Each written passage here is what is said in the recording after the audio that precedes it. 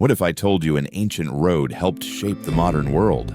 Not a highway, but a vast network of trails stretching 7,000 kilometers from China to the Mediterranean. A place where silk met swords, where merchants became messengers of culture, and where East and West first shook hands. This is the Silk Road, the world's first global superhighway. It started in the 2nd century BCE with the Han Dynasty in China. Emperor Han Wudi wanted strong horses to defend his empire, so he sent an envoy, Zhang Qian, westward. And while he didn't find horses immediately, he found something even more valuable: opportunity. China had silk. Central Asia had horses, glass, gold, and spices. And soon, connections began to form. Caravans started trekking across deserts and mountain passes, carrying not just silk, but jade, ivory, paper, and ideas. Silk was the star of the show. Light, luxurious, and addictive.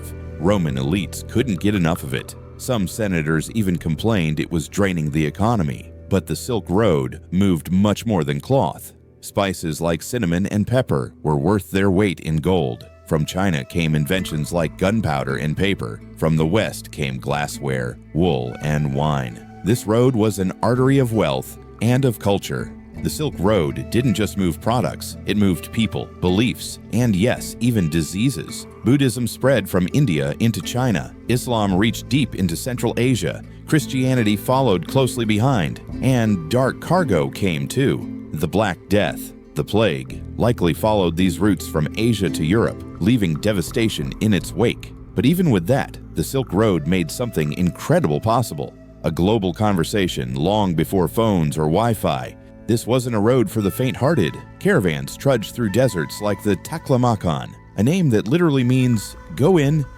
and never come out. But the risk, totally worth it. Cities like Samarkand, Kashgar, and Bukhara became legendary trade hubs, bustling with languages, colors, spices, and stories. Interpreters, camel drivers, artists, monks, merchants, people from all walks of life lived and worked along this road. It was history's first real cultural exchange zone. In the 13th century, the Silk Road entered its golden age, thanks to one group, the Mongols. Under Genghis Khan, and especially his grandson Kublai Khan, the Mongol Empire stretched from China all the way to Eastern Europe. And under their rule, the road was safer than ever. Trade exploded. Even Marco Polo made the journey from Venice to China, spending years in the Mongol court. His stories would later inspire Europe's age of exploration. For a brief moment, the world felt connected.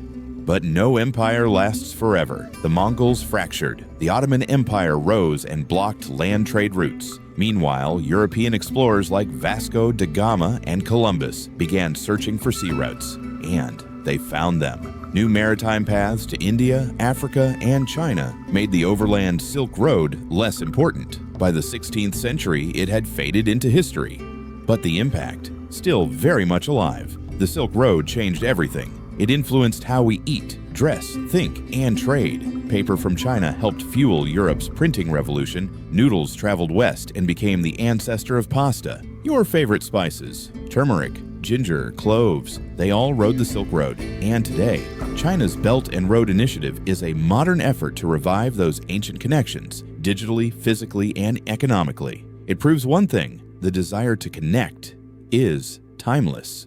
The Silk Road wasn't just a trade route. It was a bridge between worlds, a dusty trail where strangers became partners, where trade turned into transformation. So the next time you sip tea or scroll on your phone, remember, we've been connecting across the globe for over 2,000 years.